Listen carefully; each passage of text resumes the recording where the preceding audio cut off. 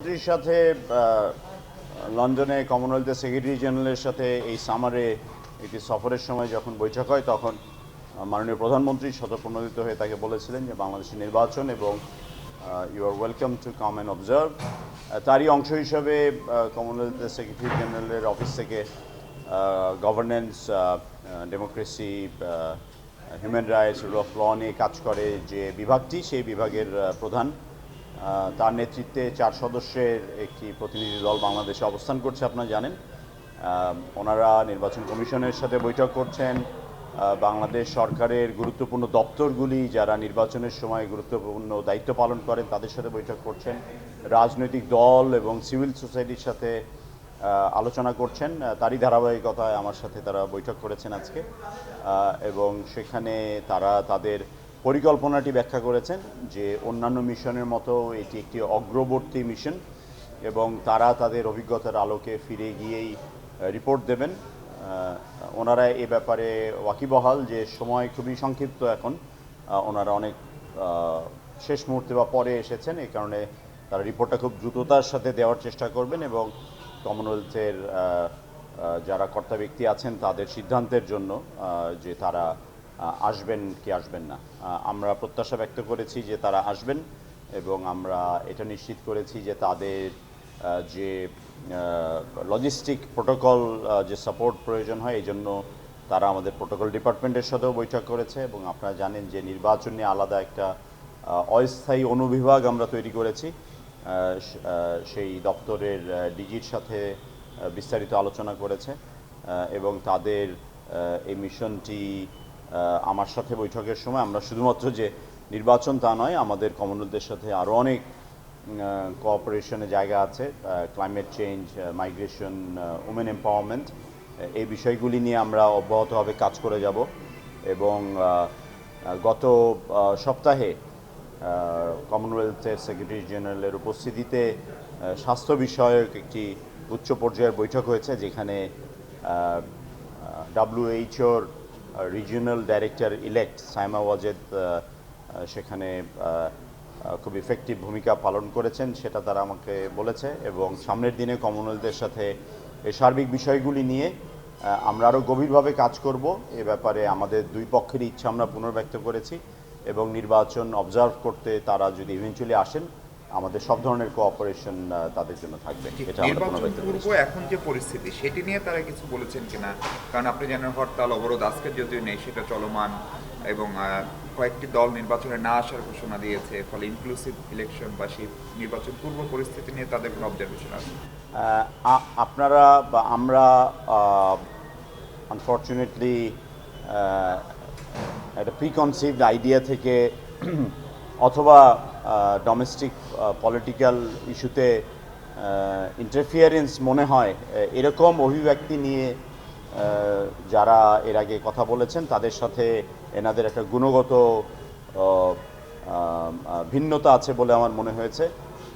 ওনারা জানেন, আমরা এটা আলাপ করেছি যে বাংলাদেশ বা সাউথ এশিয়াতে ইলেকশন টাইমের এনভায়রনমেন্ট একটু ক্যাওয়েটিক থাকে, রিলেটিভলি ক্যাওয়েটিক থাকে, এবং তারা ওয়াকিবহাল বা আইন শৃঙ্খলা দায়িত্বে নিয়োজিত বাংলাদেশ পুলিশের আইজি মহোদয়ের সাথে তিনি দীর্ঘক্ষণ আলাপ করেছেন, যে কারণে আমার বৈঠকের সময়টুকুতে আমরা ওই বিষয়টুকু আলাপ না করলেও there were mention about the current situation. 14 নির্বাচনে বিএনপি অংশগ্রহণ না করাতে বিএনপির যে কোনো কথা বা আবেদন বা তাদের বিদেশিদের কাছে অনুনয় বিনিময়ের গ্রহণযোগ্যতা একবারে শূন্যের কোঠায় চলে গিয়েছিল। এটা আপনারাও দেখেছেন, আমরাও দেখেছি। তো রাজনৈতিক দল হিসেবে টিকে থাকতে হলে নির্বাচনে অংশগ্রহণ করতে হবে, এটা একটা ইউনিভার্সাল ট্রুথ। তো নির্বাচন কমিশনের তফসিল অনুযায়ী 30শে November, if I memory serves me right, nomination পত্র জমা দেওয়ার শেষ দিন। তো সেই দিন পর্যন্ত তো যে কারো নির্বাচনে আসাটা ওপেন, যে কারো নির্বাচন থেকে সরে আসাটাও ওপেন। সেটাই ছিল আমার মতামতের ভিত্তি। কল্পনা আক্তার নামে একজন কিছু কথা বলেছেন, তো এই বিষয়ে কি এরকম নেত্রী সাপোর্ট না, তার বক্তব্য ছিল এরকম, না না, স্পেসিফিক বলছেন, তার বলছে যে কল্পনা আক্তার বলেছে যে because of US embassy she is ally, না না, শি ইজ অ্যালাই, এরকম ব্লিংকেন বলেছে। আমরা এটা অবশ্যই পরবর্তী আলোচনায় মার্কিন যুক্তরাষ্ট্রকে জিজ্ঞেস করব। If my memory serves correctly, Kalpona Akter বাংলাদেশে একবারই গ্রেফতার হয়েছিলেন 2010 সালে। তিনি একা নন, তার সাথে আরও একাধিক শ্রমিক নেতা চাকরি করারত অবস্থায় আন্দোলন করতে গিয়ে গ্রেফতার হয়েছিলেন। পরবর্তীতে তাদের মামলাটি তুলে নেওয়া হয়।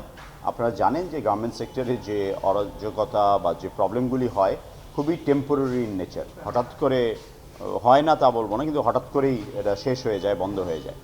কিন্তু আপনারা এটা জানেন কিনা আমি জানি না, রানা প্লাজা ধসের পরে পশ্চিমা দেশের কিছু বায়ার যখন সেই ফ্যাক্টরিগুলিকে ফাইন্যান্সিয়াল কম্পেনসেশন দিতে অস্বীকার করলো, তখন কল্পনা আক্তার এবং আরও দু একজন মিলে মার্কিন যুক্তরাষ্ট্রে গিয়ে এটার প্রতিবাদ করতে গিয়ে মার্কিন যুক্তরাষ্ট্রেই গ্রেফতার হয়েছিলেন।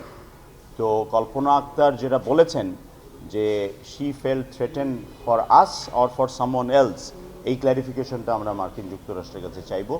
এবং কল্পনা আক্তার খুব সফলতার সাথে বাংলাদেশে শ্রম অধিকার নিশ্চিত করার জন্য একটা এনজিও প্রতিষ্ঠা করে তার নেতৃত্ব দিয়ে যাচ্ছেন। বাংলাদেশ পুলিশের রেকর্ডে, আইনশৃঙ্খলা বাহিনীর রেকর্ডে আমরা যতদূর খোঁজ নিয়ে জেনেছি, বা আপনাদের ওপেন সোর্সেও, আপনারা এত সাংবাদিক আছেন বাংলাদেশে, আপনারা দয়া করে তাকে গিয়ে যদি জিজ্ঞেস করেন যে উনি এই কথাটি আদৌ বলেছেন কিনা, বলে থাকলে কিসের ভিত্তিতে বলেছেন, এইটার খোঁজার দায়িত্ব আমার মনে হয় সাংবাদিক ভাই বোনদের। কিন্তু তিনি যে থ্রেটেন ফিল করেছেন, এটা অতীতে তিনি কখনোই বাংলাদেশের কাউকেই জানাননি। তো অবশ্যই এটা সত্যতা কতটুকু আমরা সেটা জানতে চাইব।